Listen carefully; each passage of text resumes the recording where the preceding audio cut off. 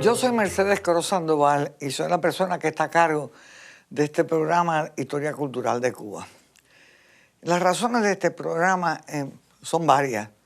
Una de ellas es tratar de reavivar algunos de los valores de la cubanía que son comunes para los cubanos que estamos en las dos orillas, en la orilla fuera de la isla y aquellos cubanos que están en la isla.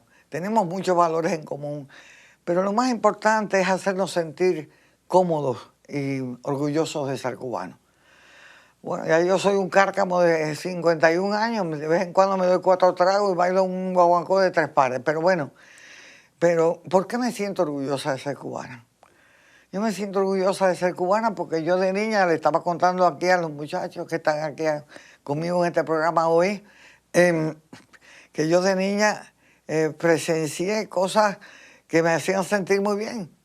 Presencié a Ingrid Bergman bailando con Humphrey Bogart, en una película más romántica de esa época, Casablanca, un bolero. Es verdad que lo escribió un mexicano, pero el género era cubano.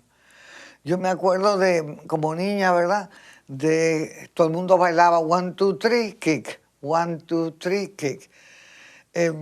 La conga llegó a ser absolutamente universal. También me acuerdo de niña como uno de los héroes de la televisión norteamericana era Desi Arnaz, simpático, siempre gracioso, que se llevó a la mujer más codiciada de los Estados Unidos, la pelirroja más linda. Esa mujer lo adoraba. Y él era un bocón cubano que tú no tienes una idea. Y en cierta forma nos abrió el camino a los que veníamos exiliados a ser bienvenidos en los hogares americanos, cosa que no fue fácil. Pero yo creo que lo más importante es que presencié lo que en mi opinión, puedo estar muy equivocada, es el enjundio de la cubanía, que es la criollez. Es la mezcla de distintas tradiciones culturales, primordialmente españolas, de distintas partes y provincias españolas y africanas. La contribución africana no es contribución, es elemental, esencial, de distintas tribus africanas, francesas. El impacto de la cultura francesa, sobre todo en el área de donde yo vengo, de Oriente, es increíble.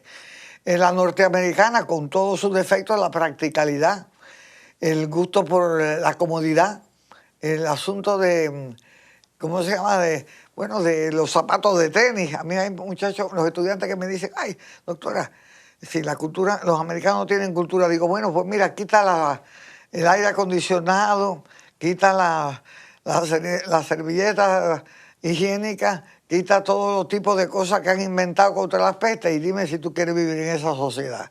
Yo les estoy sumamente... No habrán tenido una Mona Lisa, pero carimba, me han hecho la vida mucho más cómoda y más feliz.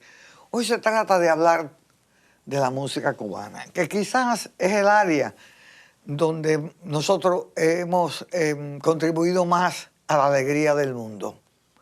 Acuérdense de que Cuba lo que vendía era alegría. Los cubanos lo que tenían era, como dijo la personaje más importante, Cecilia Valdés, alegría de vivir. Oye, vaya. Y los americanos lo pusieron en su constitución, el Pursuit of Happiness. Y eso ha sido esencialmente la semilla de la criollez, sacarle a la vida todo lo que pueda dar, sin tener necesidad de hacerle daño a nadie. Todas estas cosas terriblemente dogmáticas y rígidas, intolerantes de los últimos 50 y pico de años es ajena al enjundio de la cubanía.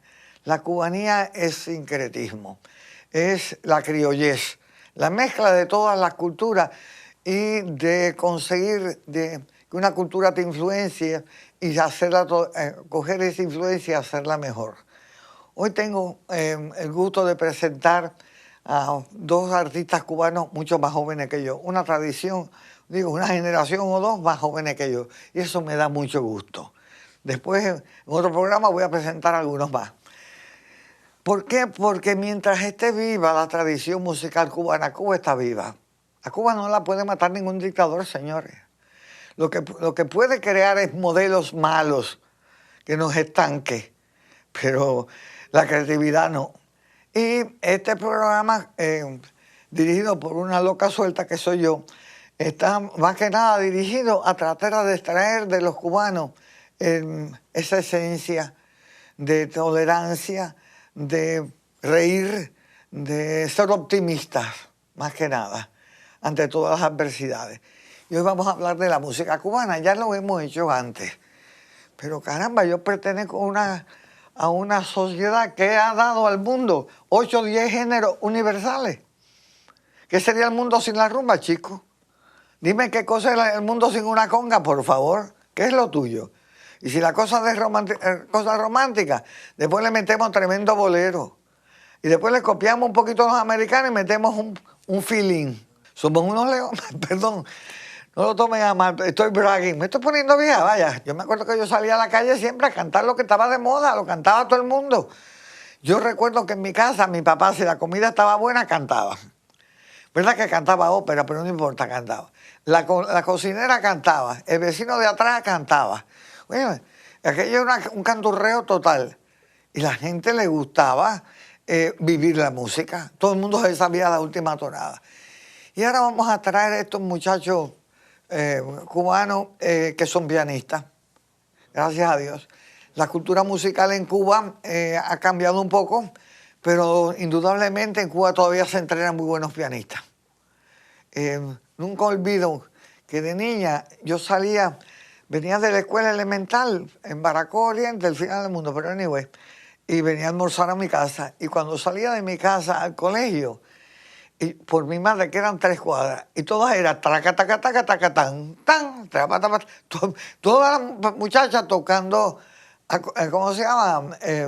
Practicando el piano. Eso era parte de la cultura cubana. Y vamos a empezar con el siglo XIX, resaltando aquellos compositores cubanos y ejecutores pianistas y músicos en general que le han dado a Cuba tan buen nombre. Escuetamente, hasta el siglo XIX, no hay esencialmente digamos, la semilla de la semilla no, el fruto de la cubanía. El siglo XIX es el siglo cubano. Se debe a muchas cosas y ellos lo van a resaltar, la parte musical. Más que nada una cosa, Cuba en el siglo XIX deja de ser una colonia pobre, pobrísima, tan pobre que la administración del gobierno lo pagaba México, porque Cuba no producía lo bastante. Y se convierte en una colonia tan rica que se empieza a crear una clase profesional alta. Tuvimos hasta nobleza, 94 títulos nobiliarios, con lo que nos encanta a los cubanos todo ese brete. Pero esa gente no son los pobres, lo que son los grandes sponsors de toda esta gente que van a venir del extranjero a enseñarle a los cubanos los géneros musicales que imperaban en Europa. Muchas gracias, ¿verdad? O sea que se va a convertir en un país de inmigración. El siglo XIX es un país donde van a venir inmigrantes de todas partes. Van a seguir viniendo de España, pero van a venir muchos españoles del norte, catalanes, que les gusta mucho la música, vascos, gallegos, sal corriendo, ¿cómo se llama? Asturianos. Van a seguir viniendo los isleños y van a venir gran número de negros, sobre todo del área que ahora le decimos Nigeria, los yoruba. Van a seguir viniendo congos, van a venir hasta yucatecos, van a venir chinos. Oye, Cuba y va a tener lugar ese proceso de sincretismo que es la criollez, que es coger de todo el mundo algo y hacerlo un poco mejor. Eso se ve todavía hasta en los santos afrocubanos. Changó llega a Cuba y prueba manzana y dice, esto es mío. Después viene Ochum para el exilio y probó el kiwi y dijo, esto también es mío. O sea, nosotros somos una cultura de gente que absorbemos características culturales de otras etnias y las superamos. Dios quiera que este programa y mucho como esto sirvan para emular, para convertir un país en emuladores en vez de envidiosos.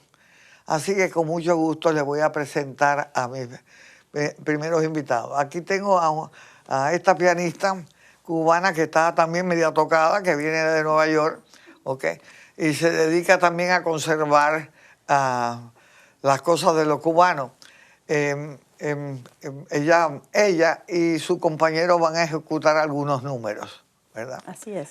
Así que te doy la batuta y presenta a tu amigo. Pues, esto es otra cosa, este programa se está poniendo en algo. Ahora tenemos hombres buenos mozos y jóvenes. ¿Tú me entiendes? Esto no puede ser nada más que viejo cañengo de Versalles. No, ahora estamos en algo. Así que dale. Bueno, pues buenas tardes, doctora. Muchas gracias por invitarnos aquí a mi colega y amigo que llega desde Madrid, Alberto Joya. Mi nombre es Mirta Gómez. Yo vengo entre Londres y Nueva York. Y efectivamente mi trayectoria ha sido más estadounidense. Yo salí de Cuba muy chiquita, empecé el piano con mi madre, pero mis estudios, ya entrenamiento, ha sido más bien en Estados Unidos, el Conservatorio de San Francisco, California, Juilliard School en Nueva York y también una escuela en Suiza. Aquí le dejo la palabra a mi colega y amigo Alberto, porque vamos a empezar con la contradanza cubana del siglo XIX, pero él va a hablar sobre la anónima, o sea, la progenitora de las contradanzas de Manuel Saumel. Bueno, muy buenas tardes y muy agradecido de estar en este programa, es un placer. Con la contradanza cubana, bueno, soy Alberto Joya y resido en Madrid. Llevo muchos años investigando la música pianística cubana, la literatura pianística cubana del 19, en lo que en verdad me he encontrado muchas sorpresas. El siglo XIX cubano, ya sabes que es una cosa que como un saco que uno mete la mano y no sabe lo que va a sacar, porque no había un espíritu investigativo y todo ha estado desordenado por mucho tiempo. Entonces, durante muchos años hemos creído en cosas, en libros, en criterios que se han ido repitiendo y repitiendo, y cuando uno se pone a investigar empieza a encontrarse con sorpresas. La primera sorpresa que yo encontré en la literatura pianística cubana fue que siempre se dijo que la primera contradanza cubana era San Pascual Bailón.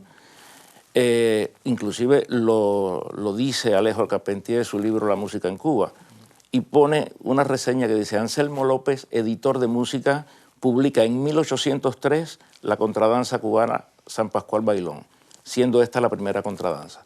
Cuando uno se pone a investigar, se da cuenta que Anselmo López no puede haber publicado nada en 1803, porque Anselmo López nace en 1841 en Bilbao.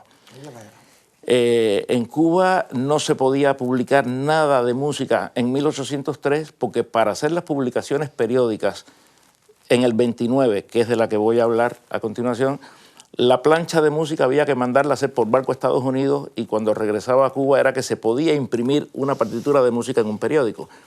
Con lo cual, la primera imprenta que se funda en Cuba la funda Juan Federico Edelman, que viene de Alsacia, y en el año 32 llega a La Habana, y en el 36 es que funda la primera imprenta, y es el padre de toda la edición musical cubana. Esta imprenta la funda, después llega a ser Edelman e Hijos, después se asocia a Van der Gusch se asocia a Anselmo López en el 1881, y no es hasta 1883 que la imprenta llega a ser sola de Anselmo López, con lo cual Anselmo López es el verdadero continuador de Edelman. Y se publica en 1881 La Habana Artística de Serafín Ramírez. Entonces, ahí sale publicada San Pascual Bailón, El Zungambelo y otras obras, y todas son del año de edición, 1883, con lo cual San Pascual Bailón dice 1803, se supone que es un error de tipo, porque no hay pruebas de que en 1803 ni hay otro manuscrito que nos dé que esta contradanza es anterior. Todo esto nos lleva a investigar cuál es la primera contradanza cubana escrita, porque tenemos que partir de un documento histórico, de un documento físico. Se supone que el ritmo estaba en el ambiente, pero el ambiente estaba allí. Tenemos que partir de un documento, y el documento es precisamente el Abufar. El Abufar, basada en una obra de teatro que estaba en boga en ese momento en La Habana, que se había estrenado. Recordemos que La Habana era paso de los barcos de España hacia América, pasando por México, La Habana. Entonces, claro, a La Habana llegaba todo de España en un periodo de 1 mes y pico, 2 meses. Entonces se hace esta obra y la contradanza que se llama El Abufar, de 1829, seguida de El esbelto talle de S, son los dos S, 3 puntos, que será Serafina o cualquier nombre de mujer que empezaba con S. Al estar publicadas en la revista Recreo Semanal del Bello Sexo, que dirigía Domingo del Monte, y son 2 contradanzas anónimas, suponemos, como Domingo del Monte tocaba piano, que son compuestas por Domingo del Monte, pero no la firmaba porque el oficio de músico, ya sabemos, mulatos y no un literato como él iba a firmar una contradanza. Entonces, estos 2 especímenes son los primeros documentos en que encontramos el ritmo habanera escrito en el mundo. Hay algunos ejemplos anteriores, pero no como un ritmo estable y conscientemente utilizado para crear un género. Puede que haya un momento en que el ritmo habanera aparezca en alguna cosa, que lo hemos encontrado, pero no como género. Entonces, estas contradanzas son las que parten, de la cual parte todo el género que se fue desarrollando. También nos hemos acostumbrado a oír que Saumell y Cervantes, o sea, Manuel Saumell e Ignacio Cervantes, los padres del nacionalismo musical cubano. Y no se nos aclaraba que anteriormente a Saumell y Cervantes, paralelamente y posterior, hubo un gran movimiento de compositores que desarrollaron la contradanza. Hay un gran movimiento de contradanza que era de autor anónimo o no identificado. Algunos firmaban con seudónimos y, por ejemplo, yo estoy metido en una publicación que ya voy por 5 volúmenes listos para publicar, en el que el primer volumen de contradanzas anónimas parte de estas 2 primeras que ya hablé, pero hay una serie de contradanzas que los títulos, por ejemplo, pueden ser, que reflejan todo un movimiento social, económico, político de la época. Los títulos pueden ser desde El querido de María Lao, o La negrita y mi dinero, o Mi dinero, o puede ser La ley brava.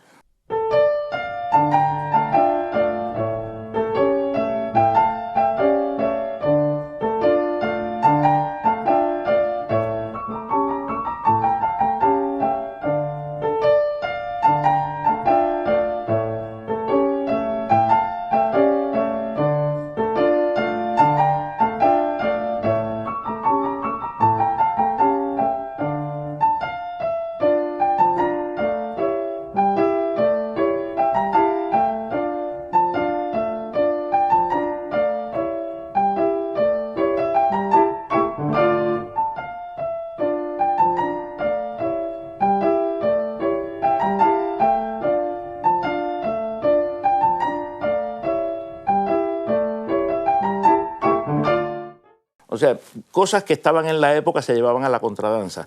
Motivos de ópera, una cantante que venía de España o de Italia que también venían a La Habana, como Josefina Gassier o como Marieta Gazzaniga, que por cierto con Marieta Gazzaniga hay una anécdota muy simpática, una cantante muy famosa en Italia y venía, estrenaba las óperas en La Habana prácticamente a los 2 meses de estar el estreno en Italia. Y el éxito en Matanza fue tan grande que un repostero hizo un bizcocho en honor a Marieta Gazzaniga, pero como él no sabía lo de Gazzaniga, le puso Gaceñiga, y es el famoso bizcocho que conocemos en Cuba como Gaceñiga, dedicado a esta cantante.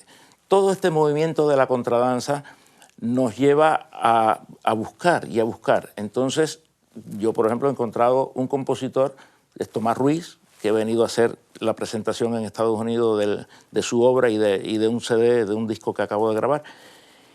Y Tomás Ruiz, por ejemplo, tiene más contradanzas y danzas cubanas que Saumell y Cervantes. Es el compositor que en estos momentos más número de obras de carácter nacional en esa época del siglo XIX hemos encontrado. ¿Por qué? Porque primero las tiene y son obras con un aporte y con una verdadera importancia dentro de la grafía musical cubana, dentro de los ritmos, él sabe específicamente cómo escribir los ritmos, cómo evoluciona esa rítmica cubana y el efecto que hace en el intérprete escribir o un puntillo o un silencio, escribir un cinquillo de 5 corcheas parejas con rubato o un cinquillo rítmico que después fue la base del danzón. Entonces, este compositor, olvidado y sepultado por más de 100 años, no nos explicamos por qué. Pues yo he sacado una conclusión. Tuve la suerte de trabajar 16 años con María Cervantes, la hija de Ignacio Cervantes, y ella me trabajó todo el siglo XIX. Y María me decía, Chino, es que somos un país de una bailarina, un pianista, un pelotero, y así por todos los géneros. Entonces, cuando papá vino de París, los dulces en Cuba se pusieron a los Cervantes, con lo cual se empezó a hablar de Cervantes y todos los demás prácticamente se opacaron. Claro, Cervantes venía con muchos títulos, con muchos premios, y después se sigue repitiendo, y un autor como Tomás Ruiz ha quedado sepultado. Mi interés con Tomás Ruiz es precisamente no decir si mejor, si peor, porque esto no tiene sentido hoy en día, aunque tiene muchos valores, sino restituirle su lugar al lado de los dos padres del nacionalismo musical cubano, que es verdad que las contradanzas de Saumel y de Cervantes y sus danzas son las más redondas, son todo lo que queramos, pero las de Tomás Ruiz también son buenas, también son redondas y tienen que estar al lado de los padres del nacionalismo musical cubano. Yo me enrollo mucho hablando. Chico, pero yo te voy a hacer una pregunta porque he estado regando aparentemente con lo que tú estás diciendo información equivocada. Dios sabrá dónde yo he leído que la contradanza la trajeron los franceses y que era el country dance inglés. Y que en Cuba se transforma en contradanza porque lo trajeron las orquesticas estas francesas o haitianas que trajeron los franceses. ¿Eso es verdad o cómo es la cosa? Bueno, hay varias versiones sobre el origen de la entrada de la contradanza en Cuba. Una de las vías es producto en Oriente, por la parte, sí, por Santo Domingo y por la parte francesa, sí, por ahí viene. Pero no podemos olvidar que La Habana era paso de los barcos. Pues por ahí también entra la toma de La Habana por los ingleses. Bueno, todo hay una serie de cuestiones históricas que dan una idea de que la contradanza europea entró a Cuba por diferentes lugares. No podemos tampoco olvidar que los ritmos pueden ser similares, los compases pueden ser similares en diferentes países del mundo, pero en cada país toma su personalidad propia por el lenguaje, por el clima, por todas las cuestiones del país. La contradanza en Cuba, el ritmo habanera, según una tabla de Carlos Borbolla, sale del tresillo de negra en compás de 2x4. O sea, una binarización de un ritmo ternario. Un ritmo ternario que eran los 3 golpes, la Santísima Trinidad, el 3, era el número perfecto. Sí. ¿Qué pasa? Que el sabor cubano, el hablar cubano, el cubano no habla con saltitos ni con brinquitos, el cubano habla muy rubato, muy sabroseado el idioma. Entonces, muy canario. Sí, este ritmo coge la personalidad ya. La mala interpretación, porque claro, un tresillo de negra en compás de 2x4 es un valor irregular. Eso es difícil de hacer contra una métrica binaria. Entonces, él es de la opinión de que el músico cubano fue acomodando ese ritmo y de ahí después desarrolla una tabla del tresillo de negra en compás de 2x4 a que pase al ritmo habanera hasta el son puro, pasando por el cinquillo y todas estas cuestiones. Entonces, es un problema de la evolución de... Sin embargo, yo he oído, tenía muchas amigas filipinas cuando estudiaba aquí en Tallahassee, y las danzas filipinas, oye, y las danzas puertorriqueñas son muy parecidas a las cubanas, ¿sabes? Sí. O sea, que eso estaba en el ambiente, porque... Claro, porque de Cuba salían. Con esto yo aprendí, doctora, una cosa. A mí me decían, no, es que la habanera de Carmen, eso es muy antiguo. 1868. Y yo estoy hablando de una habanera y una contradanza de 1829. O sea... Acuérdate que la sabiduría no está reñida con el humor. Ah, no. No, de ninguna manera. Así que todo eso de binario me tiene a mí impresionadísima, pero no tengo la menor idea de lo que es y no importa. Pero bueno, vamos a pensar que sí que la contradanza pues puede que la hayan traído los ingleses. Yo voy a defender que vino por Oriente, mira qué cosa. Después, pues ven acá, ¿qué es tu problema? ¿Y de dónde sale el son, mi amor? Si no es de nosotros, estoy bromeando, vaya. Pero vaya, sin tanta tecnicalismo, me suscribo a la tesis esa, porque como persona de Oriente es el tremendo impacto que tuvieron los franceses, sobre todo en Guantánamo, en Santiago de Cuba y en Baracoa, vaya. Sí.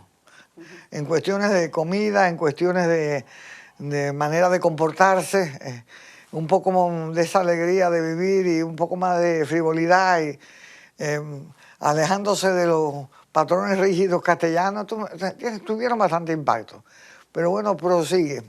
Bueno, ahora usted ha mencionado un género muy importante que es el son. El son también, bueno, siempre, yo no sé por qué esa cosa de decir quién fue primero, si el huevo o la gallina, y de dónde nació el son. Como le dije, yo había estudiado con Borbolla y tuve la suerte de trabajar con él mucho tiempo. Borbolla desarrolla una serie de teorías. Hay un son que es el son oriental, sí, que es el montuno. Y el surgimiento del son, él lo da por la instrumentación que se puede utilizar. Entonces, la característica fundamental del son es el bajo anticipado. Entonces, el bajo anticipado no se puede dar en Oriente porque no hay instrumento que sostenga el bajo anticipado. La síncopa en el son oriental está a mitad de compás. Entonces, ¿dónde en realidad se produce el son puro? En Habana y Matanzas. ¿Con quién? Oye, pero esto ya es mucho. Con Raimundo Valenzuela. No, es que es un problema. En La Habana existía el piano. ¿Tú vas a producir otra guerra civil, por favor? No, chico, no, cálmate. Es un problema de instrumento. El contrabajo y el piano sí aguantan el bajo anticipado. Sin embargo, el son oriental es el son montuno, eso no se lo quita a nadie. Menos mal, todos estos términos de Borbolla y eso me tienen realmente, ¿cómo diría? Esto no es cuestión de erudito, esto es cuestión de, háblame de verdad de la música mía. Bueno, pero para hablar de la música, por ejemplo, Carlos Borbolla es un excelente compositor cubano, y fue el que creó el órgano de Manzanillo. Carlos Borbolla estudió en París, hizo sus primeros 4 sones en París y revolucionó la grafía musical cubana con la escritura y la recreación del bajo anticipado en el son, en la escritura pianística. Después, cuando regresa a Manzanillo, su padre fue el que introdujo el órgano, pero no el órgano que conocemos bailable, sino el organillo francés. Entonces, él fue el que escribió las piezas para el órgano y construyó los órganos ya más grandes que después se le ponían el equipo rítmico y era con lo que se bailaba y se sigue bailando. O sea que Carlos Borbolla está muy ligado al son, a toda la música popular cubana, y ha sido uno de los historiadores más importantes de la música cubana. Tiene un libro de 600 páginas que todavía está inédito, que se llama La síncopa, expresión musical de las Américas. Que ese libro, cuando salga, dará pie a muchas cosas. ¿Por qué? Porque él tiene sus teorías sobre la música cubana. Sobre la africanía de la música cubana también tiene sus puntos de vista que también son muy lógicos. Es innegable la influencia de toda la parte africana, de toda la parte española y todo eso en Cuba. Pero él parte de una cuestión. Siempre el subdesarrollo nos ha llevado a pensar que somos incapaces de crear nada importante. Entonces, con todo esto, dirán, bueno, si esto no es español, pues será africano. Pues no, señor, es cubano. El ritmo, cuando se dice que el danzón tiene ritmo africano, no es una opinión musical. Eso lo dice Serafín Ramírez, que era el cronista de La Habana en el 19. ¿Por qué? Porque la danza y la contradanza eran bailes coreográficos en los grandes salones y le permitía a él hacer las crónicas. Cuando se crea el danzón, baile de pareja enlazado que se puede hacer en el salón particular de cualquier casa, a él se le acaba el negocio de la crónica social. ¿Cómo atacar al danzón diciendo que es africano para que la sacarocracia cubana no lo acoja en sus salones? Entonces, pero claro, el danzón tiene una gran desventaja, ventaja con respecto a la contradanza, que mientras en la contradanza yo tengo a la mujer acá, en el danzón la tengo aquí. O sea que eso no hubo quien lo parara. O sea, el danzón bailado en un ladrillo y con la mujer cerca, eso triunfó, pero porque tenía que triunfar. Entonces, no valió la opinión de que el danzón era africano, porque en realidad el cinquillo no es africano. No. Y él desarrollaba una teoría: si la música cubana fuera africana nada más, ¿por qué no hay salsa en África? ¿Por qué no hay son en África? No. Claro. Exacto. Entonces, Yo creo, como no soy musicóloga, pero bueno, sí me gusta mucho la historia cultural, que hay una cultura mediterránea prevaleciente en todo el Mediterráneo, específicamente en el norte de África, que es muy parte integral de lo que es la cultura del sur de España, y que eso tiene muchos matices. Y nosotros tratamos de sincretizar, o no, de sintetizar, perdón. No, es española, es negra, y es parte del sincretismo cultural que ha tenido lugar en el Mediterráneo durante cientos de años. claro. Pues yo pienso que, perdón que interrumpa, doctora, pero yo pienso que en referencia a lo que dijo aquí Alberto y lo que usted está diciendo también, es lo que Fernando Ortiz dijo en los años 30 y usó la palabra transculturalización. Transculturación. Exacto, entonces yo pienso que Serafín Ramírez y todos los demás que han hablado, que no se puede decir que la música cubana en sí africana o en sí española, pero es una mezcla. Claro, Es eso una es mezcla. innegable. Es La una cubana mezcla. es criolla. Yo fui a un concierto, a varios conciertos de música, yo se los estaba diciendo a ustedes, libanesa, porque soy muy amiga de un cura católico o libanés, no sé, bueno, cualquier cosa. Y él da esos conciertos y siempre me invita. La primera vez que yo voy allá y me encuentro con 3 músicos tocando juego de tambores, quote, que me habían dicho que era africano, un músico africano, íntimo amigo mío, mi membranófano, y ¿esto qué cosa es? Tan parecido a los batá. A lo batá. Yo dije, ¿esto qué cosa es? Nunca lo he podido, ¿cómo se llama?, contactar, averiguar quién vino primero. Pero tuve otra experiencia, te la estaba contando, en Turquía, que me dejó boquiabierta. Yo voy a una iglesia dedicada a Santa Bárbara, en el siglo VII o VIII, ahí en Anatolia. Y lo primero que me encuentro con la imagen de Santa Bárbara, le habían quitado por supuesto la cara a los musulmanes, y al lado la Xavi Peine de Changó. Dije, no, yo aquí alucinando. No me he dado ni un trago, mira lo que me encuentro. Y era las 10 de la mañana. Buah. Le pregunté al guía turco, que no me mató porque iba a coger cárcel, porque él le hacía preguntas que él nunca sabía, y yo no lo hacía por fastidiarlo, sino por saber. Me interesa tanto el sincretismo cultural. Vine para acá y me empaté con este amigo mío, cura libanés, él es egipcio, pero bueno, estaba en el Líbano, no sé qué, y me explica que Santa Bárbara fue identificada al principio, porque sí, como figura histórica sí existió, con el dios del trueno cretense. Así que eso fue llevado desde el Medio Oriente por todo lo que es el Nilo, llegó hasta el área del Sudán y de ahí pasó para el África, ¿cómo se llama?, occidental. Yo quería, en referencia a lo que usted dijo, doctora, del el instrumento que se le pareció a los batá. Yo recientemente estuve en el Museo Metropolitano de Nueva York en un concierto. Efectivamente, existen estos tamborcitos, no son tan grandes como los batá, porque los batá tenemos el más grande, la madre, exacto, el mediano y el bebé, el más chiquito. Estos son más bien el más chiquito y se tocan así también, pero ellos se sientan en el suelo con las piernas así, y fue un programa todo de música de la India. Y a este tipo de instrumentos sentado así, que es idéntico al batá, y sacan diferentes tonalidades, depende de los dedos que usen, se llaman tabla, le llaman la tabla. Ha sido muy interesante y efectivamente tú los ves salir y tú piensas que van a tocar batá. Este es el bebé, porque son más chiquititos, ¿no? Van a tocar batá y empiezan con los ritmos de la India y los sonidos, y además cada dedo es un sonido diferente, pero es súper interesante.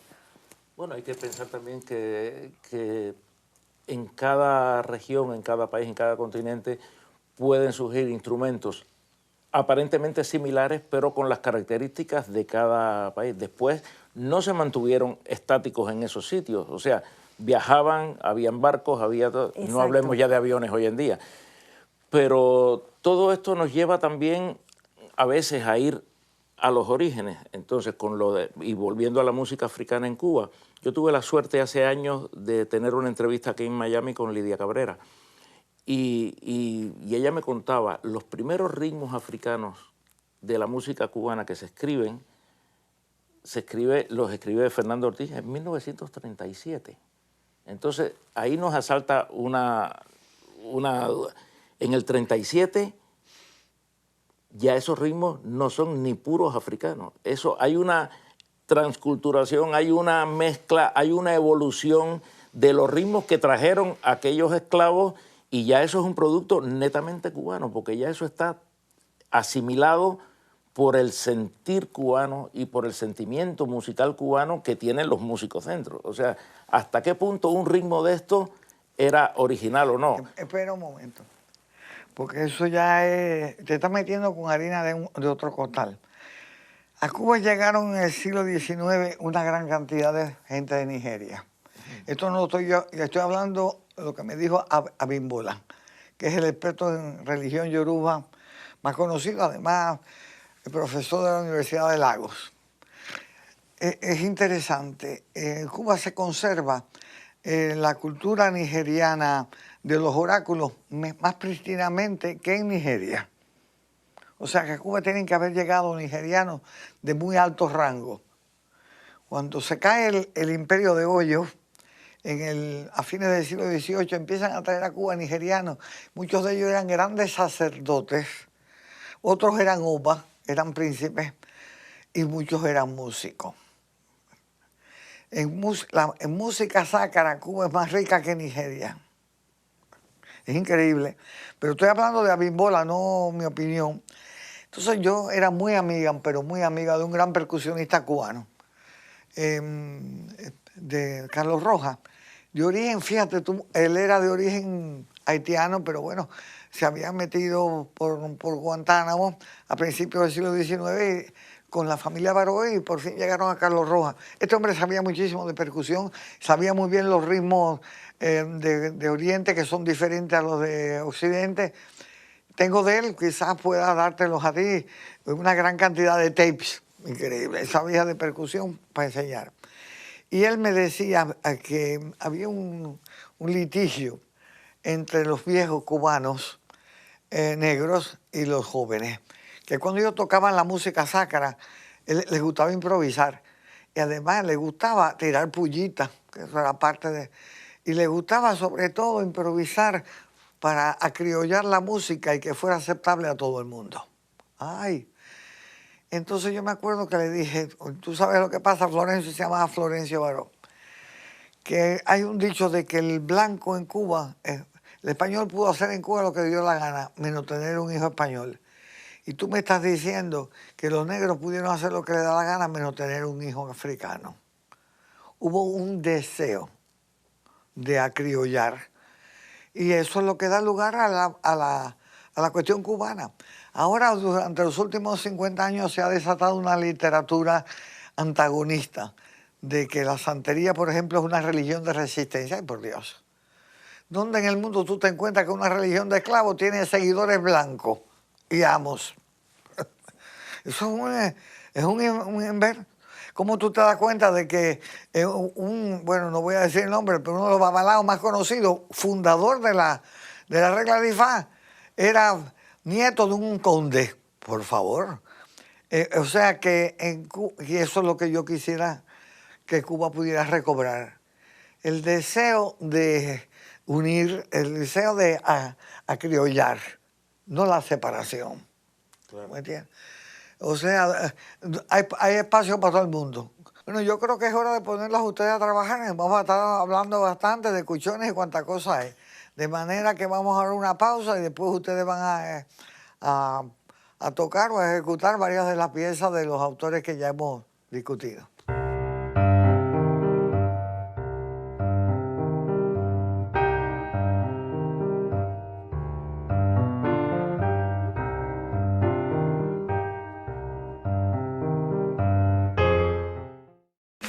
Ser creativo. Ser un héroe. Ser la solución. Ser la conexión. Ser innovador. Ser global.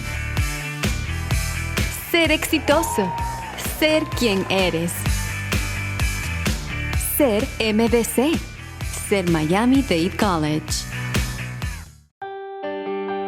En Miami-Dade College, el fogón está encendido, la mesa está servida y tu receta al éxito espera en el Miami Culinary Institute. Aprende las habilidades de una carrera fascinante en las artes culinarias.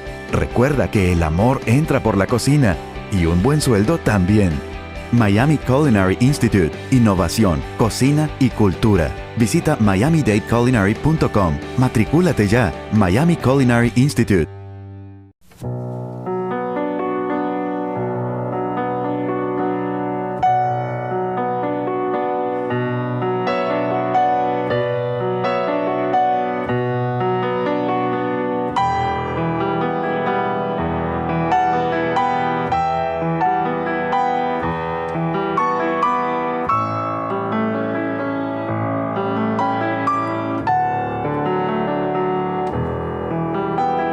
Aquí estoy de nuevo con ustedes y con Alberto y Mirta, que van a tocar varias piezas de piano para ilustrar lo que discutimos anteriormente.